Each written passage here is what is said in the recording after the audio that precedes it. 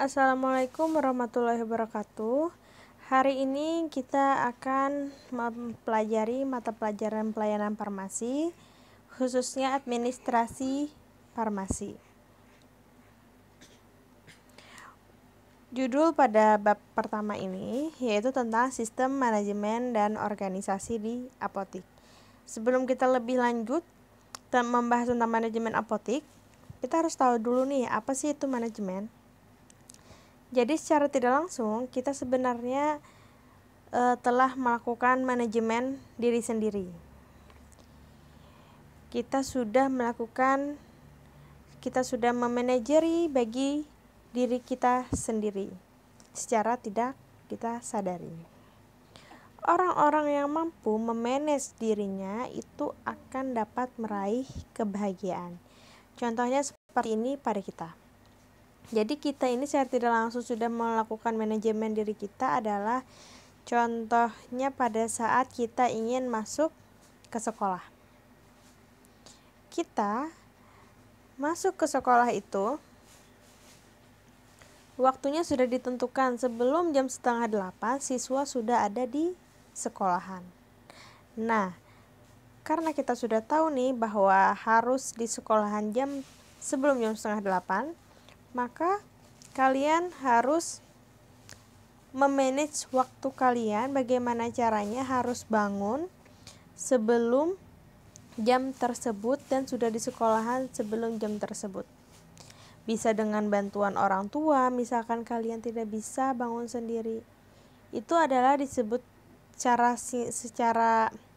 sederhananya kita bisa mengartikan manajemen seperti itu. Jadi kita bisa mengatur apa yang harus kita atur untuk mencapai tujuan. Jadi tujuan kita ini adalah sebelum jam 8 sudah ada di sekolahan. Jadi manajemen itu memiliki peran yang sangat vital bagi keberhasilan manusia dalam meraih harapan dan cita-cita. Karena misalkan kita nih tidak bisa memanajemen waktu, contohnya yang tadi, kita bisa-bisa akan gagal dalam meraih cita-cita. Misalkan kalian sering telat bangun, otomatis kan tidak dapat masuk ke sekolah sesuai dengan waktunya.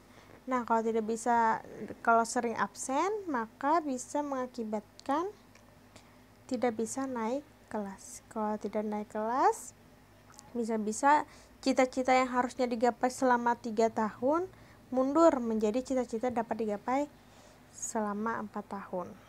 Itu pun misalkan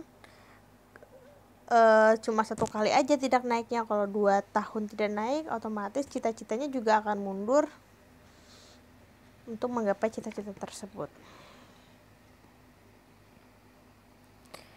Manajemen itu secara sederhananya dapat kita artikan sebagai suatu usaha atau kegiatan yang dilaksanakan secara efisien dan efektif untuk mencapai tujuan yang telah ditetapkan dengan menggunakan bantuan orang lain. Tadi kalian misalkan bangun pagi, bantuan orang lainnya adalah orang tua. Nah, jadi ada bantuan dari orang tua. Jadi manusia itu hidup di muka bumi ini tidak terlepas dengan membutuhkan orang lain dan harus ada kerjasama untuk mencapai tujuan tersebut. Misalnya kalian ingin sukses nih, sukses itu tidak bisa dikerjakan sendiri, tapi ya harus ada kerjasama dengan orang lain. Semakin besar tujuan yang ingin dicapai, semakin banyak orang yang akan kita ajak bekerja sama, sehingga perlu di-manage. Kan kita ini butuh bantuan orang lain kan, jadi kita harus memanage bagaimana agar efektif dan efisien dalam mencapai tujuan tersebut. Jadi manajemen apotik, di sini kita akan membahas tentang manajemen apotik. Tadi kita sudah membahas apa sih itu manajemen.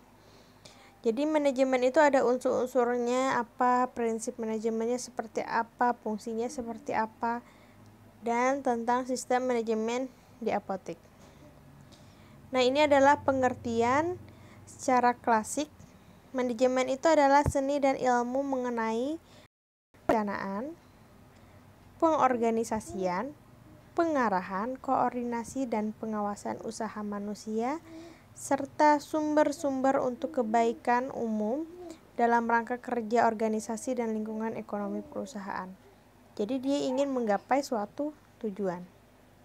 Apa sih tujuan manajemen ini? Kenapa kita harus melakukan manajemen? Yang pertama adalah mencapai tujuan. Jadi, memanajemen itu dibutuhkan untuk mencapai tujuan suatu organisasi dan pribadi. Tadi misalkan kalian membuka usaha, otomatis tujuan kalian adalah bagaimana caranya supaya usaha itu lancar dan maju. Nah, itu merupakan sebuah tujuan.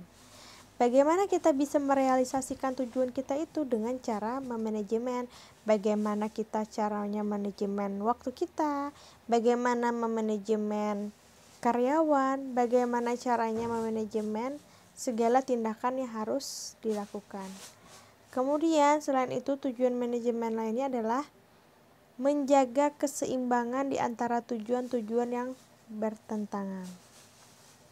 Jadi, maksud di sini adalah manajemen itu dibutuhkan untuk menjaga keseimbangan antara tujuan, sasaran, dan kegiatan dari pihak-pihak yang berkepentingan dalam organisasi seperti pemilik, karyawan, pelanggan, konsumen.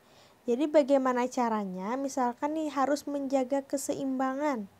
Berarti antara pemilik, contohnya ya, antara pemilik sama karyawan itu tidak boleh adanya perselisihan.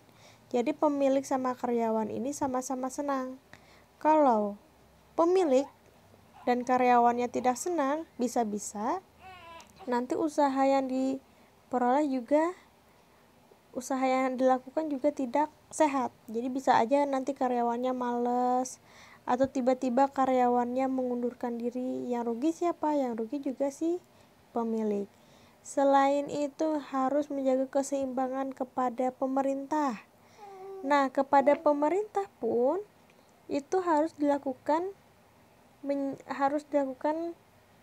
misalkan ini kalian ada usaha membuka usaha makanan, di mana kita harus melaksanakan pendistribusian makanan itu sesuai dengan peraturan pemerintah. Contohnya harus ada BPOM-nya. Jadi kan pemerintah sesuai dengan aturan pemerintah. Jadi kalau sesuai dengan aturan pemerintah, tidak mungkin nih nanti usaha kita dicekal oleh pemerintah. Yang terakhir adalah mencapai efisiensi dan efektivitas. Kerja organisasi itu dapat diukur dengan banyak cara yang berbeda. Salah satunya mengukur efisiensi dan efektivitas. Karena kekuasaan seorang manajer itu bergantung pada kemampuan membuat orang lain melaksanakan fungsi manajemen.